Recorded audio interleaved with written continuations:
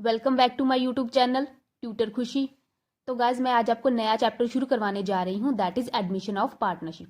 ये बिल्कुल नया चैप्टर है और लास्ट मैंने आपको reconstitution of partnership wind up करवाया है। अगर आपको वो चैप्टर अच्छे से समझ आया है, आप उसमें कोई भी डाउट आपको नहीं है, तो देन आपको एडमिशन ऑफ पार्टनरशिप भी आता होगा अप टू 80%। अगर आपको रिकॉन्स्टिट्यूशन ऑफ पार्टनरशिप चैप्टर आता है, दैट मीन कि आपको एडमिशन ऑफ पार्टनरशिप चैप्टर भी आता है 80% तक। बाकी जो 20% बचा है वो आप क्या है इन वीडियो से सीख सकते हो, राइट। ये लगभग सिमिलर ही चैप्टर है। इसमें भी revaluation account, partners capital account and balance sheet बनेगा। काफी सारी चीजें सिमिलर है, हाँ कुछ एडजस्टमेंट्स को छोड़कर, जिसे मैंने 20% के रेशियो में रखा है। तो अब इसकी मार्क्स की वेटेज की बात कर लेते हैं। इसका 8 मार्क्स का क्वेश्चन आपको एग्जाम में आएगा, ठीक है ना। 8 मार्क्स का क्वेश्चन आपको एग्जाम में आएगा। एडमिशन का हो सकता है जहां वो रिटायरमेंट का हो सकता है। इन दोनों में से एक चैप्टर का आएगा एंड देन इसका ऑप्शन आपको दिया जाएगा डेजोल्यूशन के साथ, ठीक है ना। आपको ऐसे आएगा क्वेश्चन, एडमिशन जहां रिटायरमेंट का होगा उसका चॉइस आपको डेजोल्यूशन वाले चैप्टर से दिया जाएगा। एडमिशन रिटायरमेंट में दोनों में आपको revaluation account, partners capital account and balance sheet बनाना होगा, और डेजोल्यूशन में आपको realisation account, partners capital account और बैंक अकाउंट बनाना होगा, ठीक है। इन दोनों में से कोई भी एक क्वेश्चन होगा 8 मार्क्स के लिए। ये ऑल्टरनेट करके आता है। अगर आपको लास्ट ईयर एडमिशन का दिया गया है तो इस साल आपको रिटायरमेंट का दिया जाएगा। अगर लास्ट ईयर रिटायरमेंट का दिया गया है तो इस साल क्या है एडमिशन का होगा। तो आप लास्ट ईयर का सैंपल पेपर चेक कर लीजिएगा कि आपको एडमिशन का था या रिटायरमेंट का था, राइट। तो इसका 8 मार्क्स का क्वेश्चन तो आपको डेफिनेटली एग्जाम में आएगा ही आएगा, इसको आप बिल्कुल छोड़कर मत जाइएगा। एंड एक 2 मार्क्स का क्वेश्चन भी होगा, छोटा क्वेश्चन एग्जाम में 2 या 3 मार्क्स का, और 2 भी बोल सकते हैं 3 का भी बोल सकते हैं, जैसे भी आपका एग्जामिनर चाहे आपको क्वेश्चन डाल सकता है। एंड 1 मार्क का क्वेश्चन भी आपको एग्जाम में होगा। एक छोटा क्वेश्चन वो एमसीक्यू हो सकता है, 1 मार्क का क्वेश्चन हो सकता है, फिलअप हो सकता है, कुछ भी आपको एग्जाम में 1 मार्क का डाला जा सकता है। अगर ओवरऑल बात करूं, ओवरऑल आपको टोटल 8 से 12 नंबर का पेपर, 8 से 12 नंबर का पेपर क्या है इस चैप्टर से होगा, एडमिशन वाले चैप्टर से। तो ये one of the most important chapters में से हो गया। टोटल 80 मार्क्स का पेपर होता है, तो 12 नंबर का पेपर, 8 से 12 नंबर का पेपर आपको एडमिशन वाले चैप्टर से आएगा, ठीक है। ये होगी बेसिक सी बात। अब क्या है, हम एडमिशन वाला चैप्टर शुरू करते हैं। एडमिशन ऑफ पार्टनरशिप का क्या मतलब होता है, पहले इसका मीनिंग देख लो। मीनिंग इसका, when new partner join a business, when a new partner join a business, जब बिजनेस को नया पार्टनर ज्वाइन कर लेता है, नया पार्टनर बिजनेस में एडमिट हो जाता है, उसे क्या है हम पार्टनरशिप की एडमिशन बोलते हैं, ठीक है। जब नया पार्टनर बिजनेस में ज्वाइन कर लेता है, बिजनेस में एडमिट हो जाता है चलते हुए बिजनेस में, तो उसे क्या है हम एडमिशन बोलते हैं। फॉर एग्जाम्पल, अगर इसकी एग्जाम्पल दे के आपको समझाऊं तो ये रहा एग्जाम्पल। ए एंड बी है, पार्टनर्स हैं, वो क्या है बिजनेस को रन कर रहे हैं फ्रॉम 5 ईयर्स ले लीजिए। ए एंड बी पार्टनर्स हैं, वो रन कर रहे हैं बिजनेस पिछले 5 सालों से। काफी अच्छा बिजनेस है, चल रहा है, काफी ग्रो कर रहा है मार्केट में, काफी अच्छा उसका क्या है गुडविल बन रहा है। तो सी ने क्या देखा कि बिजनेस काफी अच्छे से ये दोनों चला रहे हैं, काफी अच्छा प्रॉफिट भी बना रहे हैं, बिजनेस को काफी अच्छे से ग्रो भी कर पा रहे हैं, तो क्यों ना मैं इनका बिजनेस ज्वाइन कर लूं। तो क्या है सी बिजनेस का हिस्सा बन जाता है।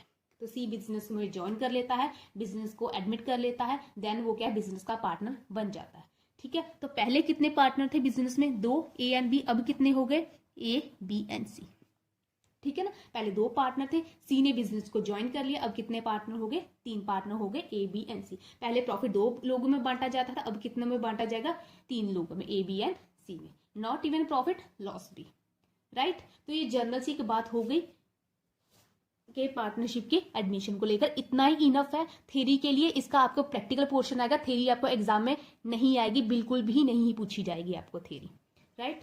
और एक और चीज है, जब भी सी बिजनेस को ज्वाइन करेगा, यहाँ पे लिख दूं, सी बिजनेस को ज्वाइन करेगा, ए एंड बी का उस पर एग्री होना बहुत जरूरी है।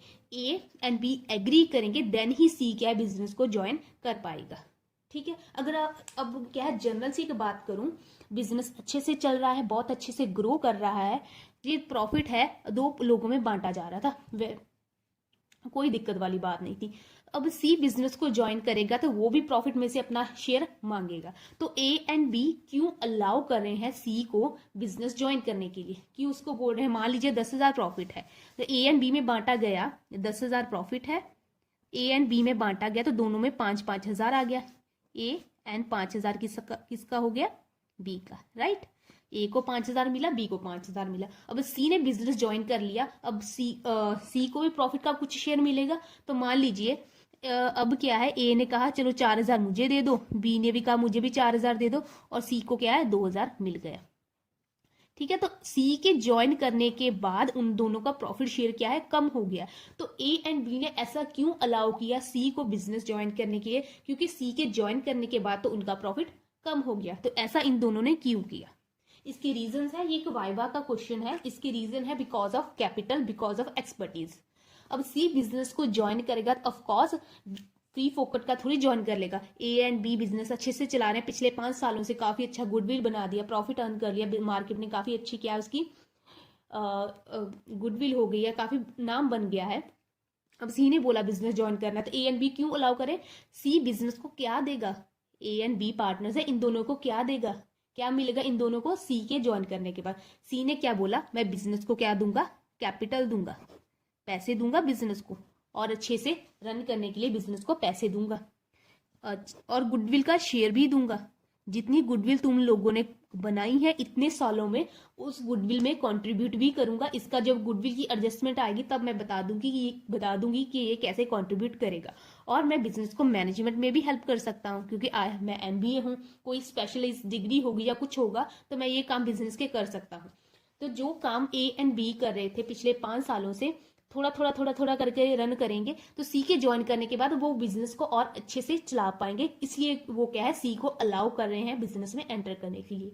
इसके और भी रीजंस हो सकते हैं, मेरे पास आपको समझाने के लिए जनरली यही रीजन था, राइट। ठीक है, सी जब भी नया पार्टनर बिजनेस को ज्वाइन करेगा तो वो कुछ ना कुछ बिजनेस में लेके आएगा, राइट। चाहे वो कैपिटल के रूप में हो, चाहे गुडविल के रूप में, चाहे किसी भी रूप में हो, चाहे एसेट्स दे दे, कुछ भी दे दे, पर वो बिजनेस को कुछ ना कुछ देगा, देन ही वो क्या है बिजनेस का हिस्सा बन पाएगा। ठीक है, तो ये होगी एक जनरल सी बात की। अब बात करते हैं, जब भी नया पार्टनर बिजनेस को ज्वाइन करेगा, न्यू पार्टनर ज्वाइन करेगा बिजनेस को, तो अकाउंट्स में काफी सारे चेंजेस करने पड़ेंगे। जैसे हमने रिकॉन्स्टिट्यूशन ऑफ पार्टनरशिप में देखा था कि काफी सारे चेंजेस करने पड़े, तो देन हमें क्या है एडमिशन ऑफ पार्टनरशिप में भी बहुत सारे चेंजेस क्या है अकाउंट्स में करने पड़ेंगे, राइट। तो ये चेंजेस क्या क्या होंगे इसको आप एक बार देख लें, देन मैं आपको सीधा सा क्वेश्चन ही करवाऊंगी। पहले क्या है, हमें new profit sharing ratio calculate करनी पड़ेगी। New profit sharing ratio calculate करनी पड़ेगी। ठीक है ना, पहले कितने पार्टनर्स में था, ए एंड बी में, अब कितनी होगी रेशियो, ए बी एंड सी में बांटी होगी। तो क्या है, new profit sharing ratio calculate करनी पड़ेगी। देन गेन और सेक्रीफाइस, हमें गेन और सेक्रीफाइस रेशियो भी कैलकुलेट करनी पड़ेगी। ये सिमिलर है हमारा रिकॉन्स्टिट्यूशन ऑफ पार्टनरशिप में, जैसे वहां पे गेन और सेक्रीफाइस निकालते थे, यहाँ पे भी हमें वैसे ही निकालना है। अब थर्ड चीज हमें क्या करनी है, हमें गुडविल को एडजस्ट करना है। इसकी एंट्री बिल्कुल डिफरेंट है लास्ट चैप्टर में से, तो इसको आप ध्यान से देखिएगा। और इसके बाद क्या है, आपको फोर्थ बैलेंस शीट की आइटम्स को क्या है एडजस्ट करना है। बैलेंस शीट की आइटम्स को एडजस्ट करना है, like journal reserve, investment fluctuation reserve, workman compensation reserve, profit loss, advertisement suspense account, ऐसी वाली आइटम्स को, इनको कैसे डील करना है। उसके बाद क्या है, रीवैल्यूएशन अकाउंट बनाना है। ये सिमिलर है जो आपने रिकॉन्स्टिट्यूशन ऑफ पार्टनरशिप पे देखा था, रीवैल्यूएशन अकाउंट। फिर क्या है, कैपिटल अकाउंट बनाना है पार्टनर्स का, सिमिलर है जो आपने लास्ट चैप्टर में बनाया था। बैलेंस शीट, ये भी सिमिलर है कुछ हद तक, राइट। उसके बाद क्या है, एडजस्टमेंट ऑफ कैपिटल, ये थोड़ा सा चेंज है। तो ये क्या है, ये चीजें हमें करनी पड़ेंगी।